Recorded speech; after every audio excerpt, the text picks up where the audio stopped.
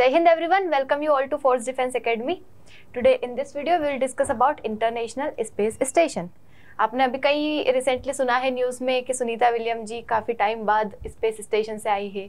आपको पता होगा कि वो 5 जून जो था मतलब 2024 में तब गई थी और 8 डे की ट्रिप थी, मतलब उनका कुछ जो भी मिशन था 8 डेज का था, लेकिन उनको 8 मंथ से भी ज़्यादा हो गए वहाँ पे, किसी कारणवश वो फंस गई थी। उसके बाद अभी रिसेंटली 1-2 दिन के अंदर वो आई है सब जगह। तो इंटरनेशनल स्पेस स्टेशन जो है ये काफ़ी न्यूज़ में है अभी। तो हम देखते हैं कि क्या होता है, क्यों बनाया गया था, किन किन कंट्रीज ने मिलकर बनाया है, और इंडिया का भी कोई स्पेस स्टेशन है, दूसरी कंट्रीज़ के भी कोई स्पेस स्टेशन है। तो इस वीडियो में हम सारी चीज़ें देखेंगे। तो जो इंटरनेशनल स्पेस स्टेशन जो है ये क्या एक बड़ा सा स्पेस क्राफ्ट है, मतलब ये बहुत बड़ा है और इतना बड़ा है ये कि ऐसा नहीं है कि एक साथ इसको पहुंचाया गया होगा और वो काम करने लग गया, अर्थ के आसपास ऑर्बिट मतलब घूमने लग गया। इसको धीरे धीरे इसका फोटो दिखा देते हो। This is international space station. ये कुछ सोलर पैनल्स लगे हैं, इसमें डिफरेंट रूम बने होते हैं जो डिफरेंट पर्पस के लिए काम आते हैं।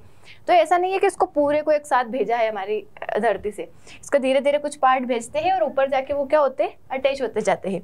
इसलिए इसको बनाना स्टार्ट किया था इन द ईयर 1998, मतलब धीरे धीरे इसका काम चालू किया था। फाइनली इन द ईयर 2011 के बाद से वहाँ पे लोगों ने रहना स्टार्ट किया और अभी तक कंटिन्यूसली वहाँ पे कुछ कोई ना कोई रहता है। ऐसा नहीं कि कोई भी लोग जाके रहेंगे, एस्ट्रोनॉट्स रहते हैं, साइंटिस्ट रहते हैं जो रिसर्च करते हैं, वो जाके रहते हैं।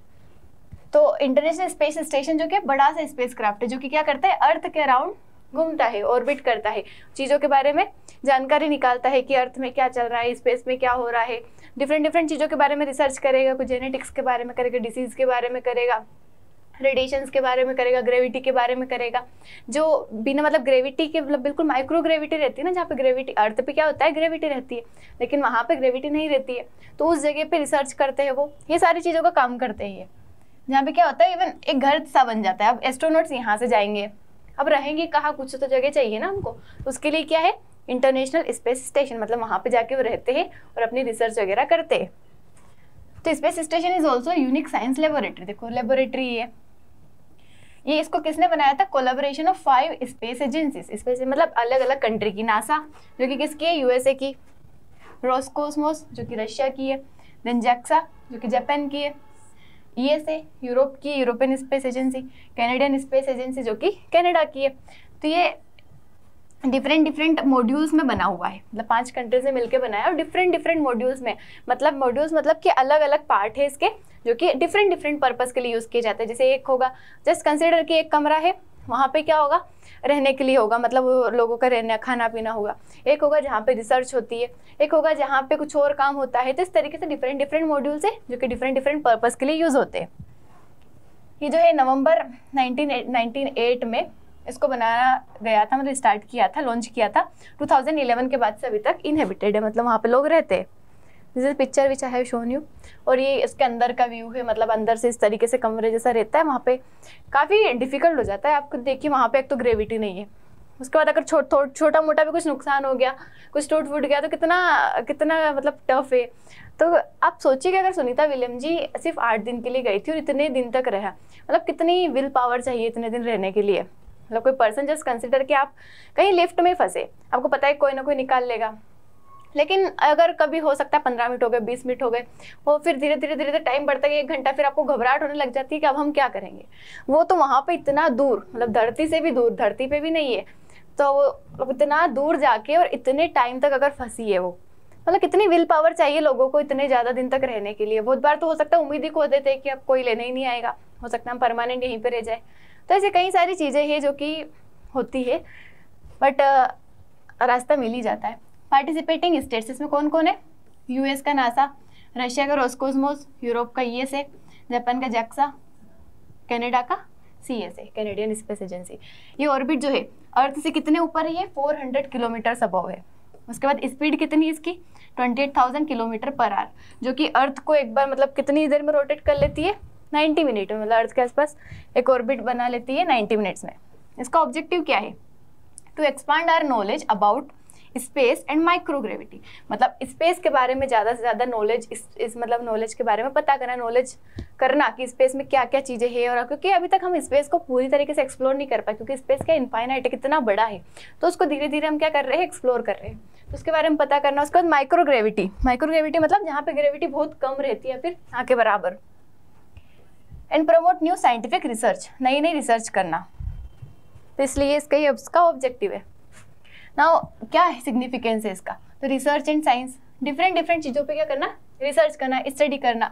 जैसे कि डीएनए सीक्वेंसिंग जो कि जेनेटिक्स से रिलेटेड है, जिसमें मतलब सीक्वेंसिंग वो जो होते हैं ना, अगर आपने बायो में पढ़ा हो, डीएनए के कुछ स्ट्रैंड्स होते हैं, उसमें कुछ न्यूक्लियोटाइड्स होते हैं ACTG, तो उनके बारे में स्टडी करना। रोबोटिक्स, सैटेलाइट इन माइक्रोग्रेविटी इन्वॉल्वमेंट, मतलब इन सब की स्टडी कहाँ पे करना, माइक्रोग्रेविटी इन्वॉल्वमेंट में, क्योंकि ये धरती पे पॉसिबल नहीं है ना। ये धरती पे क्या है, ग्रेविटी है, ग्रेविटेशनल फोर्स है, तो इसलिए इनको कहाँ पे एक्सपेरिमेंट करते हैं, स्पेस में जाके। तो studying effects of long term space radiation, और स्पेस की जो रेडिएशन आ रही है उसका लॉन्ग टर्म मतलब ह्यूमन बॉडी पे क्या इफेक्ट हो सकता है, इन चीज़ों के बारे में स्टडी करना, रिसर्च करना। इंटरनेशनल कोऑपरेशन, मतलब ये इसका सिग्निफिकेंस है कि डेवलपिंग, अगर नई नई चीज़ें बना रहे हैं, कम्युनिकेशन नेटवर्क जो है, साइंटिफिक रिसर्च जो है, सारी कंट्रीज मिल के, मतलब डिफरेंट कंट्रीज के कोऑपरेशन से हो रही है, तो शो करता है कंट्रीज का कोऑपरेशन। उसके बाद ह्यूमन हेल्थ, जैसे यहाँ पे रिसर्च की जाती है कई सारी डिजीज़ के बारे में, मतलब क्या कौन सी डिजीज़ है, उसका क्या कारण हो सकता है, इन चीज़ों की भी रिसर्च यहाँ पे की जाती है स्पेस में। डायग्नोस करना, टूल्स, एग्जामिन करना inner working of human body, drugs को टेस्ट करना, ये सारी चीज़ें की जाती है स्पेस स्टेशन में। उसके बाद लो अर्थ ऑर्बिट इकोनॉमी, मतलब ये यूज़ किया जाता है, जैसे कि एक तो लो अर्थ ऑर्बिट पे, ये मतलब बहुत ज़्यादा दूर नहीं है, कहाँ है, लो अर्थ ऑर्बिट में, जो कि अराउंड 350 to 450 किलोमीटर के बीच में रहता है, मतलब 400 किलोमीटर के आसपास है ये धरती से। तो लो अर्थ ऑर्बिट में, तो यहाँ पे अगर कोई दूसरे एंटरप्रेनर्स रहते, बिजनेसमैन रहते, कुछ टेक्नोलॉजी को एक्सपेरिमेंट करना चाहते, देखना चाहते, तो वो भी यहाँ पे वो कर सकते हैं experiment. Entrepreneurs to test technology in space, it supports development of new and improved product, provides growth for commercial ventures, मतलब ये इन चीज़ों को क्या करेगा कि नए नए प्रोडक्ट को वहाँ पे अगर टेस्ट करेंगे तो उनको ज़्यादा से ज़्यादा अच्छा रिजल्ट मिलेगा, अच्छी से अच्छी चीज़ें मिलेगी वहाँ पे। Long duration space flight and human habitation, it serves as a testing ground to study how to keep astronaut safe and healthy on long duration missions, मतलब इस चीज़ पे भी वो किया जाता है, यहाँ पे टेस्ट किया जाता है कि एस्ट्रोनॉट्स जो जाते हैं उनको लंबे टाइम तक हम कैसे रख सकते हैं, क्योंकि धरती से अगर कोई बाहर जाता है तो उसको लॉन्ग टाइम तक स्टे करवाना काफ़ी डिफिकल्ट हो जाता है, तो इस चीज़ पे भी टेस्टिंग चलती रहती है यहाँ पे।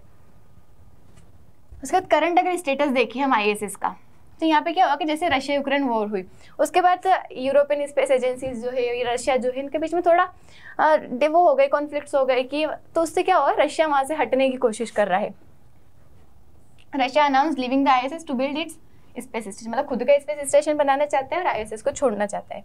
उसके बाद US एंड यूरोप ही है जो कि 2030 तक वहाँ पे रहने की कमिटमेंट है उनकी कि हम रहेंगे, बाकी कोई रहे ना रहे। ESA जो है वो भी अपना खुद का एक स्टेशन बना रहा है स्टारलेब नाम से। अगर आप डिफरेंट स्टेशन देखिए स्पेस स्टेशन, तो रशिया का सैल्यूट 1 है, उसके बाद सैल्यूट 2, सैल्यूट, ऐसे कई करते करते सैल्यूट 7, मीर, ऐसे कई सारे स्पेस स्टेशन है जो कि रशिया ने लॉन्च किए हैं खुद के अपने। उसका चाइना का तियांगोंग 1, तियांगोंग 2, ऐसे कई सारे थे। अब तियांगोंग स्पेस स्टेशन है जो कि 2021 में लॉन्च हुआ और फुल्ली ऑपरेशनल है 2022 से। उसके बाद USA का स्काईलैब, इसका फर्स्ट स्टेशन जो कि 1973 में लॉन्च किया था नासा ने। इंडिया भी प्लान कर रहा है कि अपना एक स्पेस स्टेशन हो जिसका नाम है भारतीय अंतरिक्ष स्टेशन, 2035 तक बनाने की कोशिश कर रहा है। तो अगर हम भारतीय अंतरिक्ष स्टेशन की बात करें तो इससे क्या फीचर्स अगर हम देखें, तो प्राइम मिनिस्टर हमारे जो है उन्होंने अनाउंस किया कि भारतीय अंतरिक्ष स्टेशन बनाएंगे हम, जो हमारे इंडिया का होगा, इंडिजिनस होगा, कब तक, बाय 2035। बट इसमें कुछ चैलेंजेस आ रहे हैं कि क्यों, क्या क्या प्रॉब्लम्स है हमारी कंट्री में। That is station building is costly endeavour, मतलब जो R&D एक्सपेंडिचर जो हो जाता है, तो इसका जो कॉस्ट है वो क्या होता है, काफ़ी ज़्यादा रहता है। तो कॉस्ट हमारी कंट्री में रिसर्च डेवलपमेंट में काफ़ी कम परसेंट जो है हमारे GDP का यूज़ होता है।